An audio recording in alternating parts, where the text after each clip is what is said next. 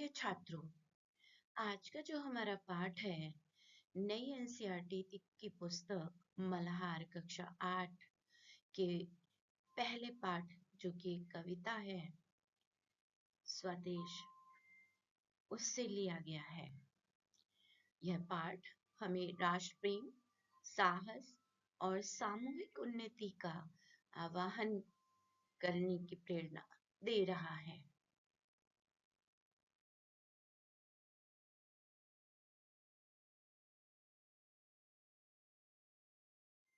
हम सभी अपने तिरंगा के नीचे एक हैं, यानी सभी भारतवासियों में एकता है।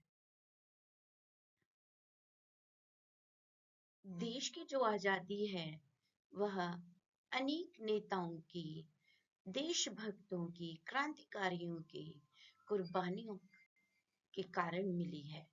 हमें अपनी आजादी की रक्षा करनी चाहिए।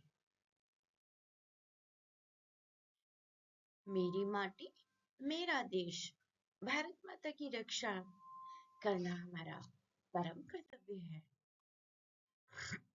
सभी देशवासी मिलकर एक सशक्त भारत देश बनाते हैं, तभी यह धरती सस्य श्यामला सुंदर है।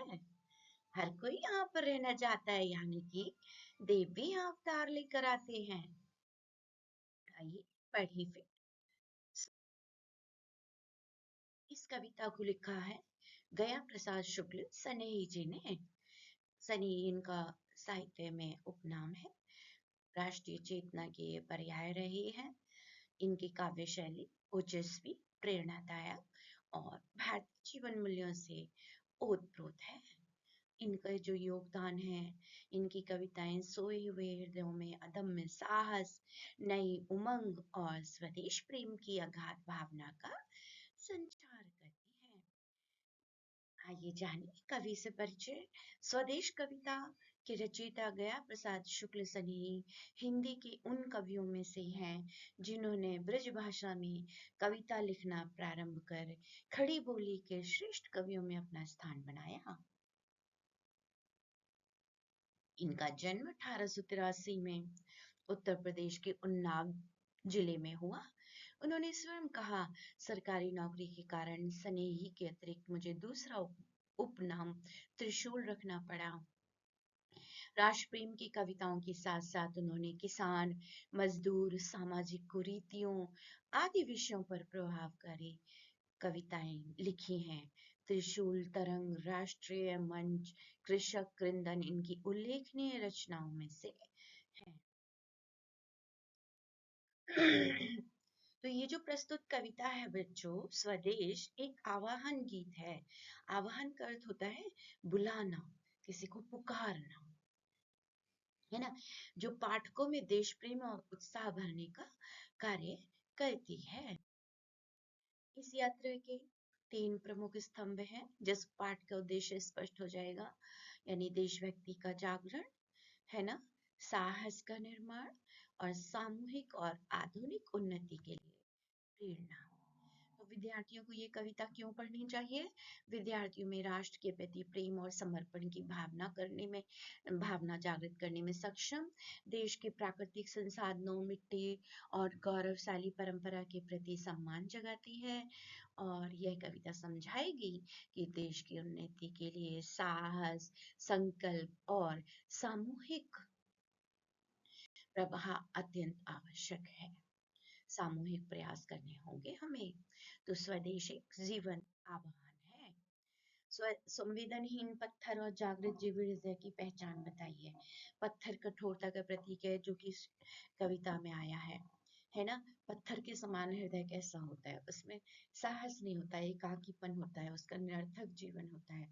और जबकि संवेदनशील जो हृदय है, जीवित हृदय उसको माना गया, उसकी विशेषता उसमें अंदर में शक्ति, इच्छा शक्ति होगी, जाति उतहा जाति की कल्याण की भावना होगी, देश के लिए समर्पण, डेडिकेशन होगा।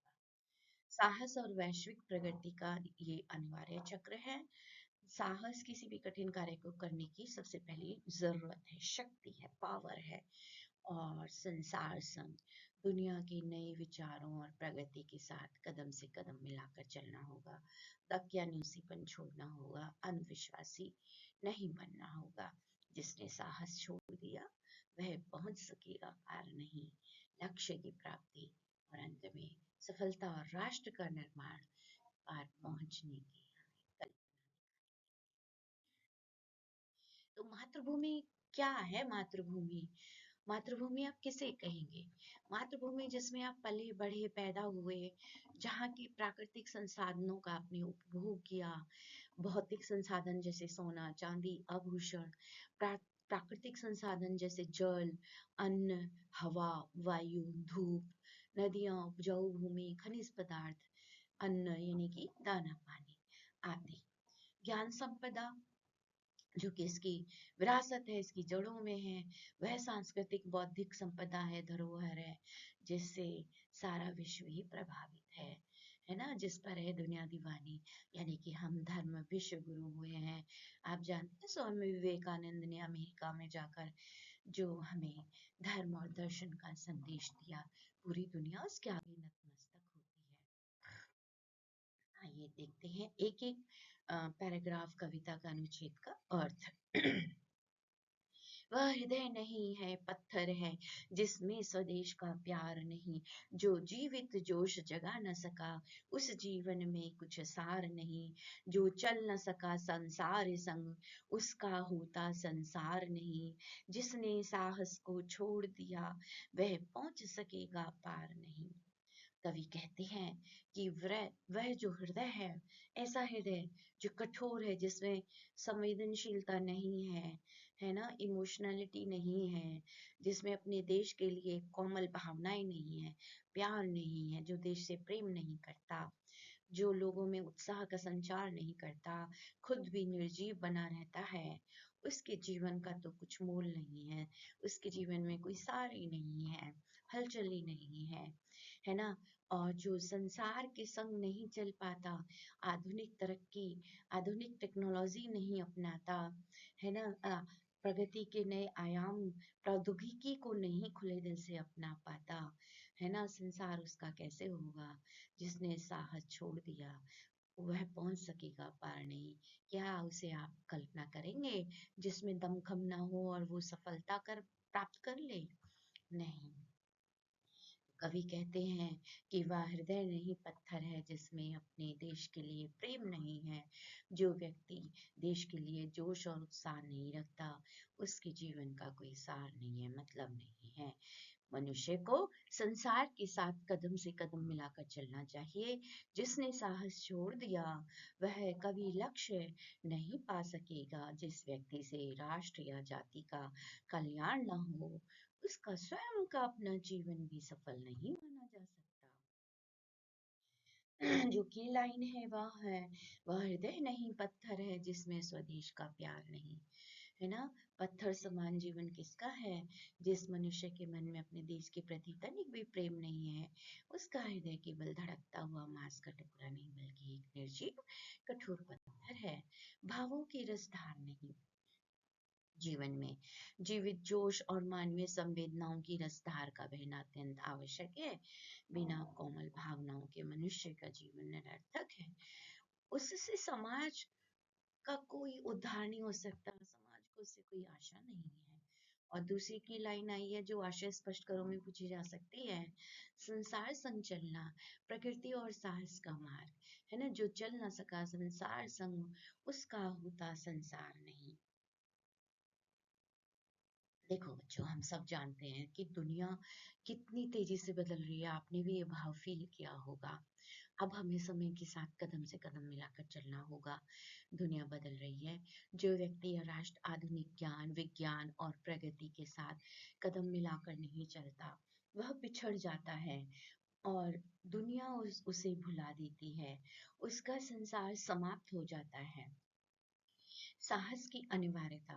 सफलता का मार्ग कायरों के लिए नहीं है। जिसने साहस को छोड़ दिया, वह पहुंच सकेगा पार नहीं। अर्थात जिसमें दमखम नहीं है, जोशो खरोश नहीं, वह साहस के अभाव में जीवन के लक्ष्य को नहीं पा सकेगा, अर्थात सफल नहीं हो सकेगा। दूसरा अनुच्छेद देखिए। जिससे न जाति उद्धार हुआ होगा उसका उद्धार नहीं, जो भरा नहीं है भावों से बहती जिसमें रसधार नहीं, वह हृदय नहीं पत्थर है जिसमें स्वदेश का प्यार नहीं। जिस व्यक्ति ने अपने देश समाज या जाति के कल्याण के लिए कोई कार्य नहीं किया, उसका स्वयं का उद्धार या कल्याण कभी नहीं हो सकता। जिस इंसान के हृदय में अपने देश के प्रति स्वदेश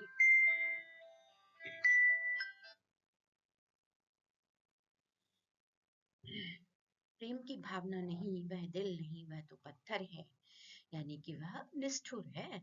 जिस हृदय में देश के लिए अपार प्रेम है, कोमल भावनाएं हैं, है ना, संवेदनाएं हैं, वही व्यक्ति देश के लिए अनुकूल है। जिसकी मिट्टी में उगे बढ़े पाया जिसमें दाना पानी है, माता पिता बंधु जिसमें हम हैं, जिसकी राजा रानी, जिसने के खजाने खोले हैं, नवरत्न दिए हैं लासानी, जिस पर ज्ञानी भी मरते हैं, जिस पर है दुनिया दीवानी।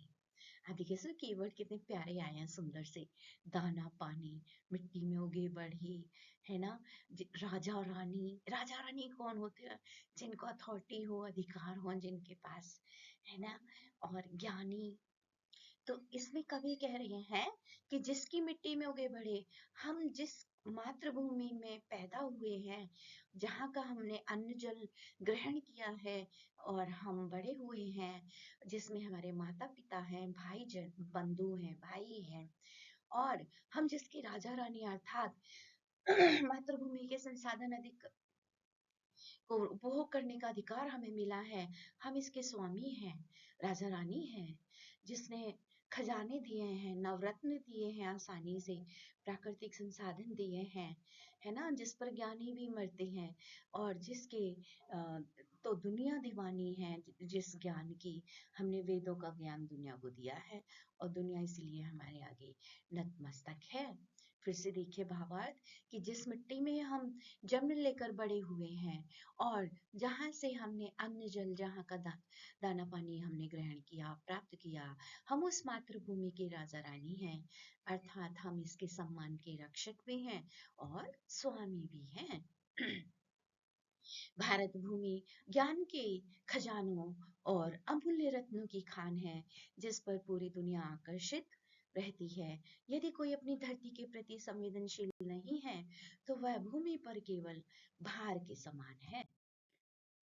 अब देखिए, जो इसकी मुख्य पंक्ति है, की लाइन है, जिसे आशय के लिए पूछा जा सकता है, हमें जिसकी राजा रानी मातृभूमि कर रहे हैं, जिसकी मिट्टी में उगे बड़े पाया जिसमें दाना पानी, यानी कि अथॉरिटी है, अधिकार है, तो वही हमारे कर्तव्य भी है ना। इस मातृभूमि की मिट्टी ने हमें जन्म दिया है, इसका अन्न जल देकर हमारा पालन पोषण हुआ है, यह देश ही हमारा वास्तविक परिवार है ना। हम इसकी धरोहर है और यह हमारी धरोहर है। ज्ञान की विरासत है, इस धरती ने दुनिया के सामने ज्ञान के अद्भुत खजाने खोले हैं, अद्वितीय रत्न दिए हैं, जिस पर पूरी दुनिया नाज करती है। नागरिक सम्मान, इसी मातृभूमि के असीम संसाधनों और अधिकारों के कारण हम यहाँ के राजा रानी अर्थात स्वतंत्र और सम्मानित नागरिक कहलाते हैं। हर इस मिट्टी में पला हर नागरिक अपने राष्ट्र का संप्रभु है। राजा रानी शब्द किसी राजशाही सत्ता का प्रतीक नहीं यहाँ पर।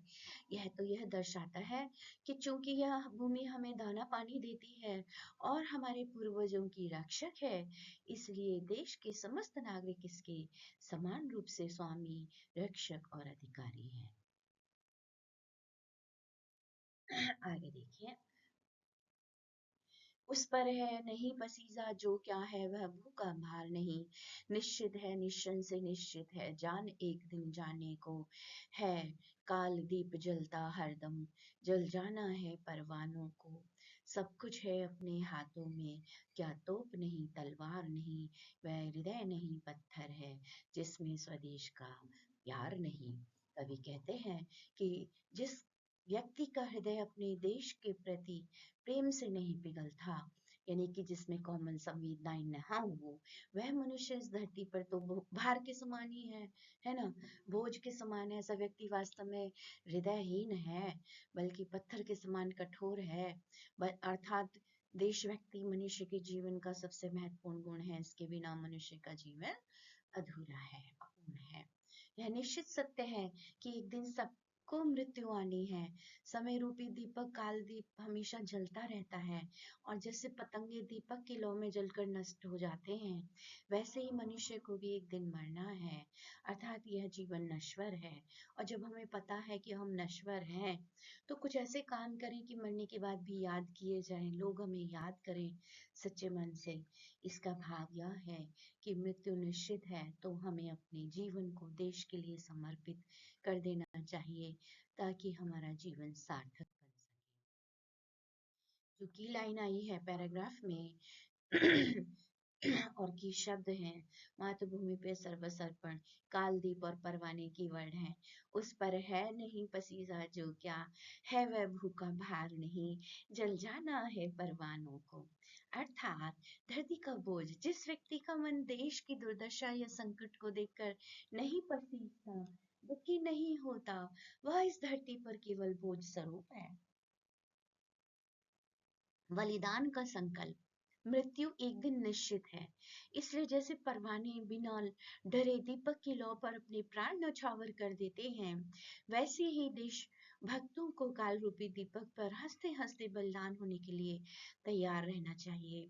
सच्ची देशभक्ति, देश प्रेम में तोप तलवार भौतिक हथियारों से अधिक आवश्यकता अदम्य इच्छा शक्ति और आत्मविश्वास की होती है।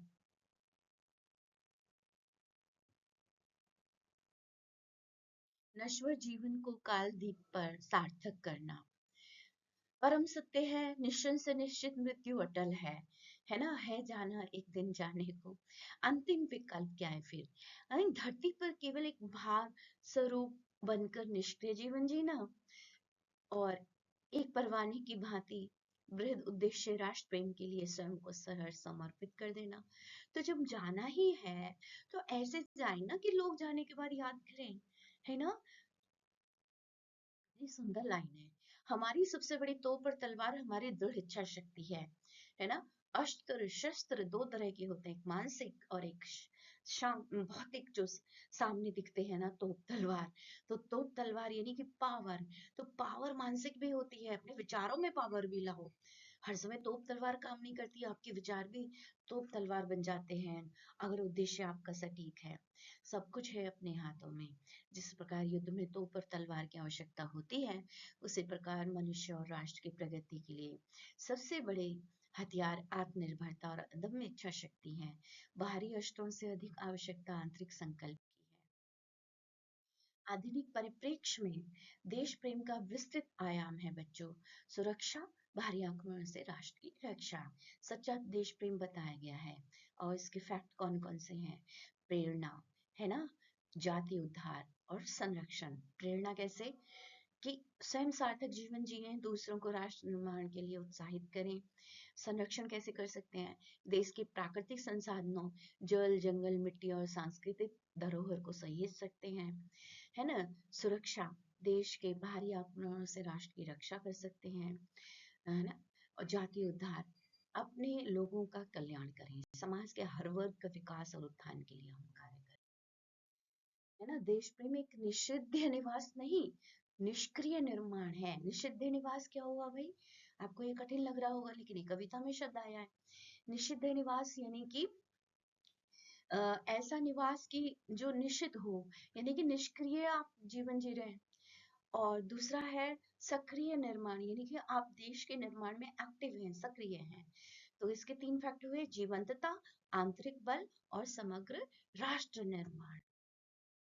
अब देखिए इसके कठिन शब्द। सार यानी कि जीवन का अर्थ, मूल्य या निष्कर्ष, कंक्लूजन। संसार संग, दुनिया की प्रगति के साथ कदम से कदम मिलाकर चलना। उद्धार का अर्थ होता है वेलफेयर, कल्याण। रसधार, भावनाओं की प्रेम की धारा। दाना पानी, भोजन और अन्न जल जैसे बंधु भाई मित्र। लासानी, बेमिसाल। दीवानी, किसी चीज के प्रति बहुत अत्यधिक आकर्षित या मोहित होना। पसीजा, है ना, पिघलना, मन का द्रवित होना। भू यानी कि धरती, निशन से बिना शक सुबह के। परवानो, परवाना एक तरह का बच्चों कीट पतंगा होता है जो लौ पर बत्ती पर खींचा चला आता है और उसी पे चल जाता है, बलिदान दे देता है। उसे उसे क्षमा बहुत पसंद है, भले ही फिर वो उसके समीप जाके मर ही क्यों ना जाए। वो अदम्य उसका प्रेम का संकल्प है बत्ती की लौ के प्रति। यहाँ प्रतीक है किसका? उन लोगों से जो देश के लिए अपना सब कुछ न्यौछावर यानी कि बलिदान सेक्रीफाइस करने के लिए तैयार रहते हैं। परवाना देशभक्ति का प्रतीक है। समय रूपी दीपक कौन? कालदीप। और हरदम मतलब कंटिन्यूसली, हमेशा। मेरी समझ से अब देखिए, ये जो बैक एक्सरसाइज जो दी हुई है उसमें बहुविकल्पीय प्रश्न दिए हुए हैं शुरू में। पहला है, वह हृदय नहीं पत्थर है। इस पंक्ति में हृदय के पत्थर होने का जो तात्पर्य है वो क्या है? पत्थर। तो पत्थर होने से तात्पर्य है संवेदनहीनता और कठोरता। इसमें दो उत्तर भी हो सकते हैं। निम्नलिखित में से कौन सा विशेष कविता का मुख्य भाव है? देश की प्रगति, देश के प्रति प्रेम, देश की सुरक्षा, देश की स्वतंत्रता। मेरे हिसाब से तो सारा ही है, परंतु देश के प्रति सर्वाधिक सही है। अब है, हम है जिसकी दाना पानी। इस पंक्ति में हम शब्द किसके लिए आया है? देश के प्राकृतिक संसाधनों के लिए, शासन व्यवस्था के लिए, समस्त नागरिकों के लिए, देश के सभी प्राणियों के लिए। तो सही उत्तर है तीसरा, देश के समस्त नागरिकों के लिए। कविता के अनुसार कौन सा हृदय पत्थर के समान है? तो जिसमें देश प्रेम का भाव नहीं है वह पत्थर के समान है। अब दूसरे बहुविकल्पीय देखिए, कविता के अनुसार कौन सा हृदय पत्थर के समान है? बिल्कुल, जिसमें देश प्रेम का भाव नहीं है। हम है जिसकी राजा पानी, राजा रानी। पंक्ति में हम शब्द किसके लिए आया है? देश के समस्त नागरिकों के लिए आया है। कविता के अनुसार किसका जीवन निस्सार अर्थहीन है? जो जीवित जोश जगा न सका। बिल्कुल सही, जिसने साहस को छोड़ दिया। कविता के अनुसार इसका क्या परिणाम होता है? वह किसी लक्ष्य को प्राप्त नहीं कर सकता, सफलता प्राप्त नहीं कर सकता। स्वदेश कविता के अनुसार व्यक्ति कब सबको अपना भाई समझने लगता है? जब उसे ज्ञान हो जाता है, बोध हो जाता है, ज्ञान के बल पर होगा। कवि ने किसे अज्ञानी कहा है? जिसके मन में मातृभूमि और मातृभाषा के लिए प्रेम नहीं है। यह कविता किस प्रकार की रचना है? यह एक आवाहन गीत है ना, देशवासियों का आह्वान किया गया है इसमें। बड़ा होने पर व्यक्ति अपने देश के बारे में क्या सोचता है? बड़ा होने पर जब व्यक्ति दुनिया देखता है तब उसे अपना देश स्वर्ग से भी अधिक सुंदर लगने लगता है और उसका प्रेम क्रमशः बढ़ता जाता है। ईश्वर की योग्य संतान कौन है? जो व्यक्ति दूसरों का उपकार करता है और विश्व के कल्याण के लिए कार्य करता है, वही ईश्वर के विश्व सदन, है ना, यानी कि यह जो विश्व है एक पटल, ये एक घर के समान है, यूनिटी का प्रतीक है। मातृभूमि और मातृभाषा की ममता का जीवन में क्या महत्व है? कवि के अनुसार मातृभूमि और मातृभाषा हमारे अस्तित्व और हमारी पहचान का आधार है। इनके प्रति प्रेम ही वास्तविक मनुष्यता और ज्ञान की पहचान है। इसके बिना व्यक्ति अज्ञानी ही बना रहता है। कविता में विश्व कथा का क्या अर्थ हो सकता है? यह उस स्थिति को दर्शाता है जहाँ व्यक्ति की सोच केवल अपने गांव या देश तक सीमित न रहकर संपूर्ण विश्व तक फैल जाती है और वह पूरी मानवता के कल्याण की बात सोचने लगता है। विचार करें, संसार संग चलने से आप क्या समझते हैं? जो व्यक्ति संसार संग नहीं चलता, संसार उसका क्यों नहीं हो पाता? संसार संग चलने का अर्थ है आधुनिक दुनिया की प्रगति, ज्ञान, तकनीक के साथ हम तालमेल बिठाकर आगे बढ़े। जो ऐसा नहीं करते वह जीवन की दौड़ में पिछड़ जाते हैं और दुनिया उसे दकियाने से कहकर भुला देती है। उस पर है नहीं पसीजा जो क्या महबूब का भार नहीं। पंक्ति से आप क्या समझते हैं? कवि का आशय है कि जो व्यक्ति मातृभूमि की दुर्दशा या संकट को देखकर दुखी, पसीजता नहीं हो पिघलता नहीं, यानी कि और देश के लिए कुछ करने का प्रयास नहीं करता, उसका जीवन बेकार है, वह इस धरती पर केवल एक बोझ के समान है। कविता में रसधार बहने और भावों से भरे होने का क्या अर्थ है? इसका अर्थ है कि मनुष्य के हृदय में करुणा, प्रेम और देशभक्ति जैसी उत्कृष्ट मानवीय संवेदनाओं का जीवित होना। बिना उच्च भावनाओं के मनुष्य जड़ और पत्थर के समान हो जाता है। क्या तोप नहीं, तलवार नहीं, इस पंक्ति के माध्यम से कवि क्या संदेश देना चाहता है? कवि स्पष्ट करना चाहता है कि देश की रक्षा और प्रगति के लिए केवल भौतिक हथियारों, तोप तलवार की आवश्यकता नहीं होती। सबसे बड़ी शक्ति मनुष्य की दृढ़ इच्छा शक्ति, स्ट्रॉन्ग विल पावर और करेजियस हृदय और दम्य साहस और अपने हाथों पर अटूट विश्वास है। हाथों पर अटूट विश्वास यानी कि कर्मशील। हालांकि ये देखिए मैं बता चुकी हूँ संसार संग चलने से क्या भी प्यारे हैं। कवि ने देश को रत्नों की खान क्यों कहा है, उस पर है नहीं पसीजा जो पंक्ति का तात्पर्य और मिट्टी के प्रति हमारा क्या फर्ज है। तो जिस मिट्टी में हम उगे बढ़े, जहाँ हमने जहाँ के संसाधन हमने उपभोग किए हैं, है ना, भोजन पानी पाया, उस मिट्टी की रक्षा और सम्मान करना क्या हमारा प्राथमिक कर्तव्य नहीं होना चाहिए? सो अब देखें, योग्यता आधारित प्रश्न कॉम्पिटेंसी बेस्ड परीक्षा में पूछे जाते हैं। तो पर्यावरण और संसाधन संरक्षण से संबंधित इस पाठ से प्रश्न बनता है कि जिसकी मिट्टी में उगे बढ़े के आधार पर बताएं कि देश की सुरक्षा के साथ साथ संसाधनों का संरक्षण क्यों आवश्यक है। तो मातृभूमि की मिट्टी और प्राकृतिक संसाधन ही हमें दाना पानी देकर जीवित रखते हैं। यदि हम इन जल, जंगल और जमीन का संरक्षण नहीं करेंगे तो हमारी भावी पीढ़ी का पोषण असंभव हो जाएगा। आज सच्चा देशभक्त वही है जो अपने पर्यावरण की रक्षा करे, पेड़ पौधे उगाए। तकनीकी युग में युवा दायित्व क्या है ना, जो चल न सका संसार संग। इस पंक्ति को आज के आधुनिक तकनीकी युग से जोड़कर अपनी जिम्मेदारी बताएं। आज के युग में विज्ञान और तकनीक जैसे एआई है, जो कृत्रिम बुद्धिमत्ता और नए ज्ञान को सीखना हमारी जिम्मेदारी है। पुरानी रूढ़ियों से चिपके रहने से देश वैश्विक स्तर पर पिछड़ जाएगा। संसार संग चलने का अर्थ है नवोन्मेष यानी कि इनोवेशन को अपनाना। कितना सुंदर शब्द है ना, नवोन्मेष यानी कि नए विकास की ओर देखना। अगला है, आधुनिक आत्मकेंद्रित समाज में लोग एक दूसरे के प्रति पत्थर हृदय क्यों होते जा रहे हैं? इसे कैसे सुधारा जा सकता है? अत्यधिक स्वार्थ और भौतिकता के जमाने में ना, भौतिकतावाद के कारण मानवीय संवेदनाएं कम हो रही हैं। इम्पैथी कहाँ देखने को मिलती है आजकल? इसे सुधारने के लिए हमें भावों की रसधार जगानी होगी, अर्थात सामुदायिक सेवा, करुणा, है ना, और एक दूसरे की निस्वार्थ मदद को जीव का हिस्सा बनाना होगा। जीवन का लक्ष्य और साहस है जान एक दिन जाने को। मृत्यु की निश्चितता का विचार आपको जीवन में बड़े लक्ष्य तय करने के लिए कैसे प्रेरित करता है? क्योंकि मृत्यु अटल है, इसलिए व्यर्थ के डरों में जीवन गंवाने की बजाय हमें अपने सीमित समय का उपयोग देश और समाज के उत्थान जैसे महान लक्ष्य को करना चाहिए। ठीक वैसे ही जैसे पुराना निस्वार्थ भाव से दीपक पर प्राण परवाना निस्वार्थ भाव से दीपक पर प्राण न्यौछावर कर देता है।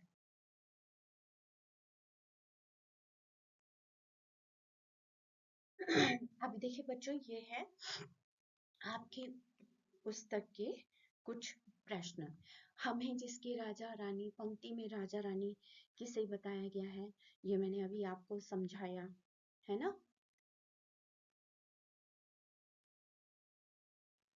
राजा रानी से यहाँ पर कोई इसका वो मतलब नहीं है कि कहीं के राजशाही की बात हो रही है ना। यहाँ राजा रानी से मतलब है कि यहाँ के जो भी प्राकृतिक संसाधन हैं उन पर हम सभी देशवासियों का हक है। और सिर्फ अधिकार की यहाँ पर बात नहीं हो रही है, कर्तव्यों की भी बात हो रही है।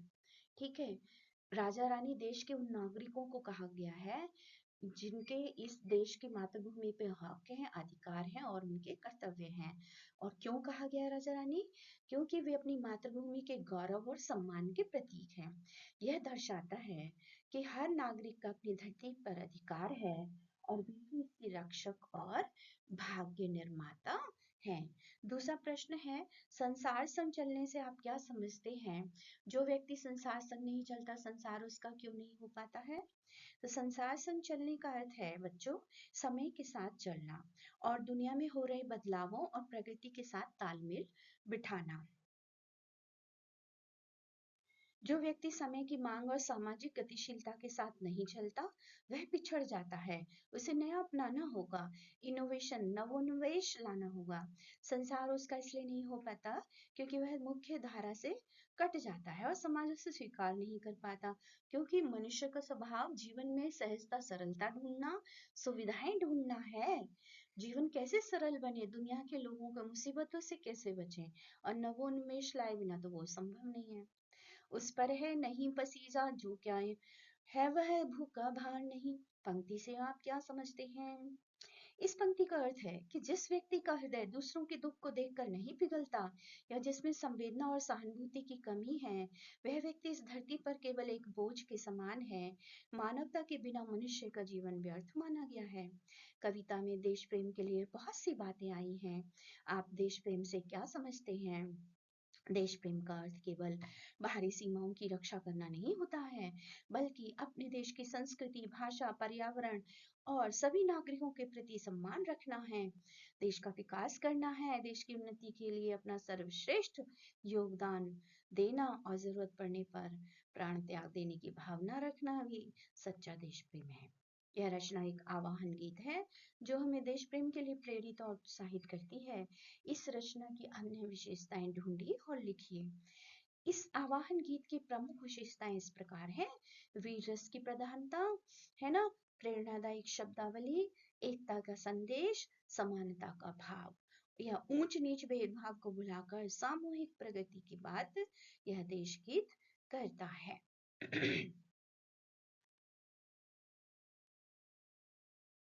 अब देखिए कुछ और कॉम्पिटेंसी बेस्ड योग्यता आधारित प्रश्न हैं, आप इन्हें ध्यान से पढ़िए। बहुत बहुत ही महत्वपूर्ण है। सब कुछ है अपने हाथों में, क्या तोप नहीं तलवार नहीं। इस पंक्ति का आधुनिक संदर्भ में क्या महत्व है? यह पंक्ति दर्शाती है कि प्रगति के लिए केवल हथियारों की नहीं बल्कि इच्छा शक्ति और साहस की आवश्यकता है। आज के युग में शिक्षा और तकनीक ही हमारी तोप और तलवार है। अच्छा, किसी भी पंक्ति का अगर आशय स्पष्ट करो परीक्षा में पूछा जाता है तो एक दो बिंदु में आपको ट्रिक के तौर पे बताती हूँ जिससे आपके फुल मार्क्स आए। कि एक तो उसमें कवि और कविता का संदर्भ दें, उस पंक्ति को दोहराएं उत्तर में, है ना। कि मान लीजिए गया प्रसाद शुक्ल द्वारा लिखित इस पंक्ति का आशय इस प्रकार है। फिर पॉइंट टू पॉइंट आंसर दें, अनावश्यक कविता का अर्थ ना लिख दें, विस्तार ना दें, कविता की पंक्तियां ना उतारें, अपने शब्दों में उत्तर दें। तो इस तरह से आप उत्तर लिखेंगे, निश्चित ही आपके परीक्षा में अच्छे अंक आएंगे। स्वदेश कविता का मुख्य संदेश क्या है? यह देश प्रेम और अपनी जड़ों, मातृभूमि और मातृभाषा के प्रति सम्मान और विश्व बंधुत्व की भावना विकसित करती है। और देश प्रेम की अनिवार्यता बताती है, मातृभूमि मातृभाषा का गौरव बढ़ाती है, हमारी सोच का विस्तार करती है और वसुधैव कुटुंबकम की भावना दर्शाती है। देश प्रेम की भावना जगाती है हमारे अंदर। अब देखिए ऐसे ही बैक एक्सरसाइज के पाठ की पुस्तक के अंत के प्रश्न और हैं। हमें मैच द फॉलोइंग करना है। जिसने साहस को छोड़ दिया वह पहुंच सकेगा पार नहीं। इसका उत्तर जाता है हमारा तीसरा। जिसने किसी कार्य को करने का साहस छोड़ दिया हो वह किसी लक्ष्य को प्राप्त नहीं कर सकता।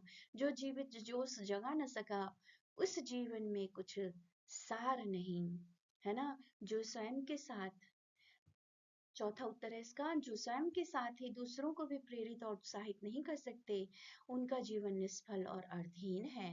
जिस पर ज्ञानी भी मरते हैं, जिस पर है दुनिया दीवानी, है ना। इसका है जिस देश की, इसका उत्तर पहला है बच्चों, जिस देश की ज्ञान संपदा से समूचा विश्व प्रभावित है ना। सब कुछ है अपने हाथों में, क्या तोप नहीं तलवार नहीं। जिस प्रकार युद्ध में तोप और तलवार की आवश्यकता होती है उसी प्रकार मनुष्य की प्रगति के लिए साहस और इच्छा शक्ति की आवश्यकता होती आशय स्पष्ट करें। तो जैसे कि मैंने बताया, आप इस पंक्ति का कैसे लिखेंगे? गया प्रसाद शुक्ल स्नेही द्वारा लिखित इन पंक्तियों का आशय है कि हम सबको एक दिन मरना निश्चित है। काल रूपी दीपक हमेशा जलता रहता है और हमारा जो जीवन रूपी परवाना है उसे इस पर जल जाना ही है ना? अमिट है मरना। जब मरना अमिट है तो हम कुछ ऐसे काम करें कि मरने के बाद हमें दुनिया याद करें, अपने जीवन को हम सार्थक बनाएं। कवि यह प्रेरणा दे रहा है। बाकी मैंने अभी बताया ही है। भाव सामयिक के लिए ने कवि ने मातृभूमि ये कविता दी है, इसे पढ़िए और इसका रसास्वादन करिए। यह भी हमें बहुत अच्छी मातृभूमि की सीख देती है ना? और इसे गंगाधर मेहर जी ने लिखा है। ये बहुत ही प्रसिद्ध कवि हुए हैं, है ना? गंगाधर मेहर उड़ीसा, इनको उड़ीसा भाषा का कालिदास कहा गया है। तो इस कविता का जो निष्कर्ष है वह है सच्चा देश प्रेम। स्वदेश केवल एक भौगोलिक सीमा नहीं है, यह वहाँ की मिट्टी, लोग और समय के साथ निरंतर प्रगति करने वाली विचारधारा का जीवंत रूप है। स्वदेश देशभक्ति और साहस की प्रेरणा। देखिए इस चैप्टर का हमने ये इन्फोग्राफिक तैयार किया है। सच्चा देशभक्त कौन है? वह हृदय नहीं पत्थर है जिसमें देश के लिए कोमल भावनाएं नहीं है। जीवन का असली सार है जोश। हमारे अंदर जोश होना चाहिए। मातृभूमि का ऋण हमारे ऊपर होता है, हम कैसे चुकाएंगे सोचें। मातृभूमि का ऋण, जिस मिट्टी में हम पले बड़े हैं, जहाँ का अन्न जल हमने ग्रहण किया है, उस देश भूमि का, उस माँ का हमारे ऊपर कर्जा है, ऋण है। अच्छे काम करके, देश की सेवा करके हम वह उतार सकते हैं। प्रगति और आत्म शक्ति के जो सूत्र हैं वो क्या है? साहस से ही लक्ष्य की प्राप्ति, है ना? शस्त्रों से बड़ी शक्ति संकल्प शक्ति होती है। मानसिक शक्ति जगाएं। देश की अमूल्य निधि यहाँ का ज्ञान संपदा है, विरासत है। और प्रतीक इसमें कौन से आए हैं? पत्थर, एक जो कठोरता का, हृदय की कठोरता का प्रतीक है। परवाना, वो कीट जो जल जाता है क्षमा पर, यानी कि देश के लिए बलिदान देने वाले लोग। संसार संचलना, देश की प्रगति के लिए नवोन्वेष करने का प्रतीक है। और देश की अमूल्य निधि क्या है? अमूल्य निधि यहाँ के रहने वाले जो लोग हैं, उनकी सोच है, उनकी वैचारिक संपदा है, ऋषि मुनियों की परंपरा है। जय हिंद। वह हृदय नहीं है पत्थर है जिसमें स्वदेश का प्यार नहीं है। आइए हम संकल्प लें कि हम मात्र पत्थर नहीं बनेंगे। अपनी धरती, अपने लोगों और अपने राष्ट्र की प्रगति के प्रति अपने हृदय में रसधार हमेशा जीवित रखेंगे। धन्यवाद। वीणावादी चैनल पर देखते रहिए एनसीईआरटी की पुस्तकों के कक्षा 6 से कक्षा 10 तक के सभी पाठ, जिनकी सहज सरल व्याख्या की गई है और योग्यता आधारित प्रश्नों पर चर्चा की गई है। और अपनी परीक्षा के लिए तैयारी करिए। शुभ दिवस, शुभकामनाएं।